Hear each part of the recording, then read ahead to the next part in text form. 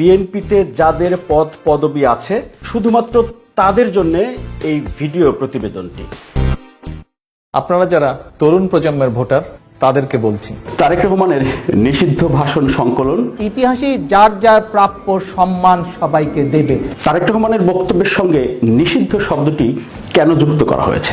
আওয়ামী লীগ সরকারের সময় 2015 সালের শুরু থেকে তারেক রহমানের কোনো বক্তব্য, বিবৃতি আর গণমাধ্যমে প্রচার করতে দেওয়া হয়নি। ভোটের অধিকার প্রতিষ্ঠা করব। তার বক্তব্য, বিবৃতির উপরে নিষেধাজ্ঞা দেওয়া হয়েছিল। বন্দি মায়ের সন্তান হিসাবে আকুল আবেদন জানাই আমার নিরপরাধ মায়ের মুক্তির সাহায্যে। যে সেই নিষেধাজ্ঞা দেওয়া বক্তব্য, বিবৃতিগুলোতে আসলে কি বলছেন তারেক রহমান? বিএনপির লক্ষ লক্ষ নেতাকর্মী দেশের কথা বলতে গিয়ে, দেশের মানুষের কথা বলতে গিয়ে, দেশের মানুষের স্বার্থ রক্ষা করতে গিয়ে লক্ষ লক্ষ নেতাকর্মী আমাদের অত্যাচারিত, নির্যাতিত। শত শত হাজার হাজার আমাদের নেতাকর্মী অনেকেই পঙ্গুত্ব বরণ করেছেন। শত শত নেতাকর্মী আমাদের গুম হয়েছে, খুন হয়েছে। তারেক রহমানের বক্তব্য প্রচার করলে বা প্রকাশ পেলে কি হতো? আমাদেরও 2/3 আসন ছিল। আমরা কেয়ারটেকার সিস্টেম আমরা রেখেছিলাম, আমরা পরিবর্তন করিনি। বিএনপি কোনোদিন আয়না ঘর তৈরি করে নাই, কাজে বিএনপি আওয়ামী লীগ এক নয়। শুধুমাত্র কোটা সংস্কারই নয়, কাঙ্ক্ষিত রাষ্ট্র সংস্কারের পথও রচিত হতে যাচ্ছে ইনশাআল্লাহ। যার যা কিছু আছে তাই নিয়ে ছাত্র জনতার বৃহত্তর এই ঐক্যের আন্দোলনকে আমরা সফল করি। খনি হাসিনার বিদায় সময়ের ব্যাপার মাত্র, ইনশাআল্লাহ।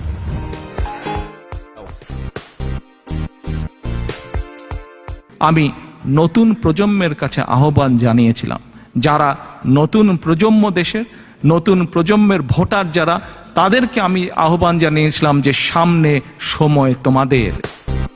14 সালের পর থেকে, অর্থাৎ 15 সালের 7 জানুয়ারি থেকে 24 সাল পর্যন্ত শেখ হাসিনার পুরো শাসন আমলে তারেক রহমানের বক্তব্য, বিবৃতি গণমাধ্যমে প্রচার করতে দেওয়া হয়নি। আপনারা যারা তরুণ প্রজন্মের ভোটার তাদেরকে বলছি, বিগত 10 বছরে এই তরুণ প্রজন্মের কাছ থেকে তারেক রহমানকে বিচ্ছিন্ন করে রাখা হয়েছে। আপনাদের এই দেশপ্রেম গণতন্ত্রকামী জনগণকে অনুপ্রেরণা জুগিয়েছে।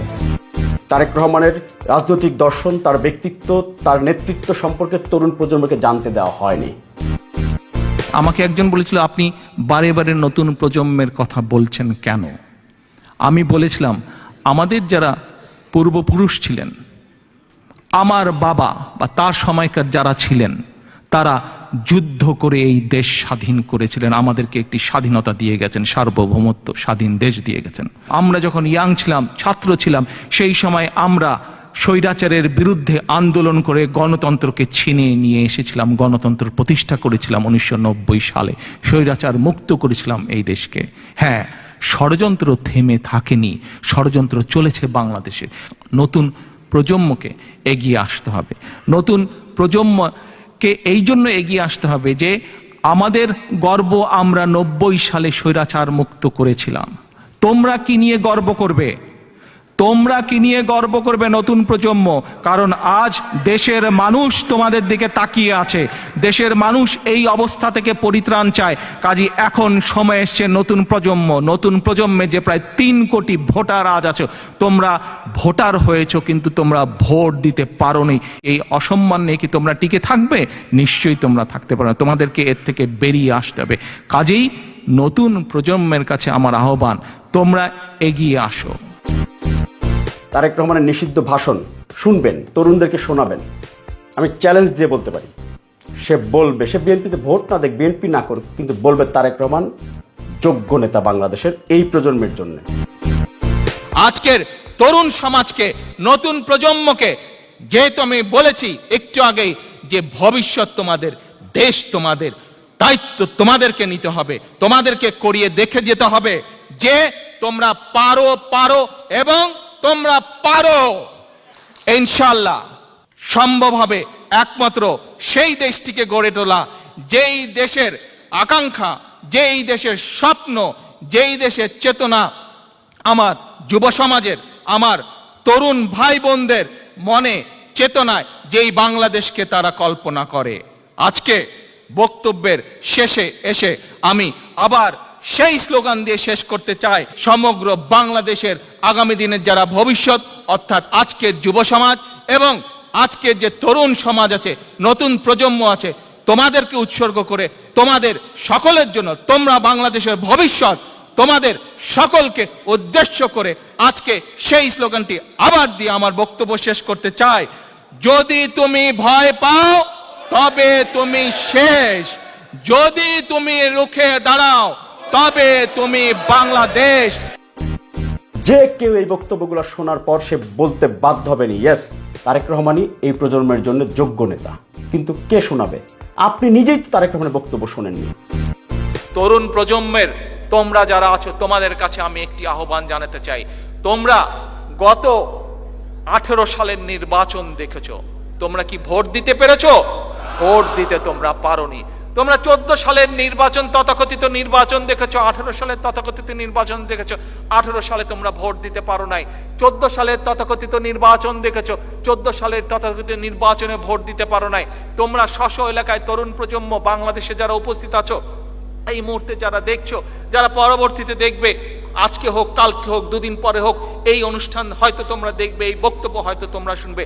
তরুণ প্রজন্মের কাছে আজকে আমি বলতে চাই, যে ভোট তোমরা দিতে পারোনি, আমি আজ আমার দলের একজন রাজনৈতিক কর্মী হিসাবে সমগ্র দেশের মানুষের কাছে আজ প্রতিজ্ঞা করতে চাই।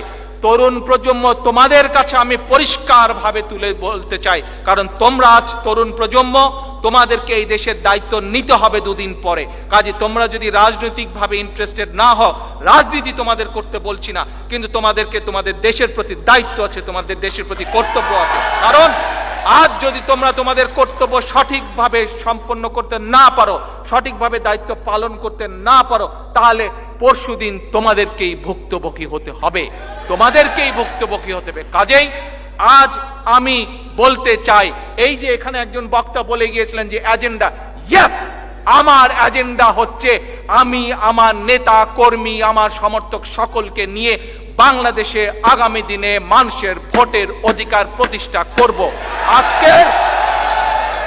আজকের এই 7ই নভেম্বরের এটি হচ্ছে আমাদের আজকের এজেন্ডা, এটি হচ্ছে আমাদের আজকের প্রতিজ্ঞা, এটি হচ্ছে আমাদের লক্ষ্য, এটি হচ্ছে আমাদের উদ্দেশ্য।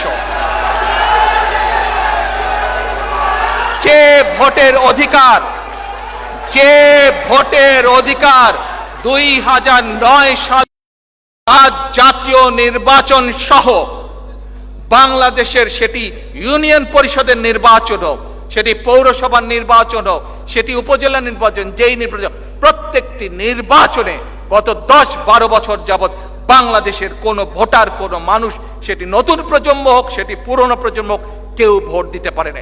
আজ বিএনপির প্রতিজ্ঞা দেশের মানুষের কাছে, আসুন আমাকে ভোট দিতে হবে এমন কোনো কথা নেই, আপনার ভোট আপনিই দিবেন, যাকে ইচ্ছা আপনিই দিবেন, কিন্তু আমার হাতকে আপনি শক্তিশালী করুন, আমাকে সহযোগিতা করুন, যাতে আমি আপনার ভোটের অধিকার প্রতিষ্ঠা করতে পারি।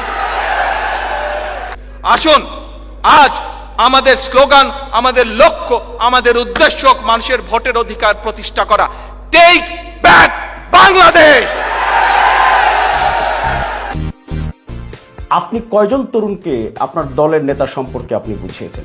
কয়জন তরুণকে আপনি আপনার দল সম্পর্কে বুঝিয়েছেন?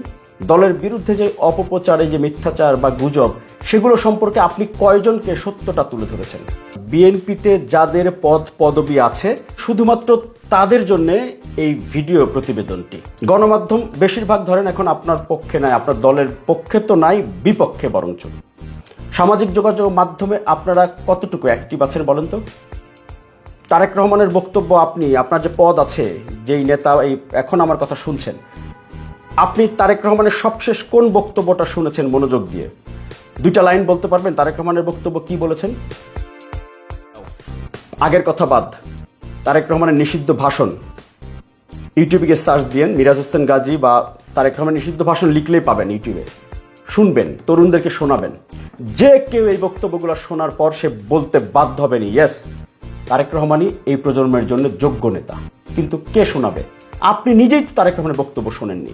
সর্বশেষে খনি হাসিনার বিরুদ্ধে তারুণ্যের এই চলমান আন্দোলনে কবি রকিব লিখনের একটি সাহসী পংক্তিমালা দিয়ে আমি শেষ করতে চাই। যদি তুমি ভয় পাও তবে তুমি শেষ, যদি তুমি রুখে দাঁড়াও তবেই তুমি বাংলাদেশ।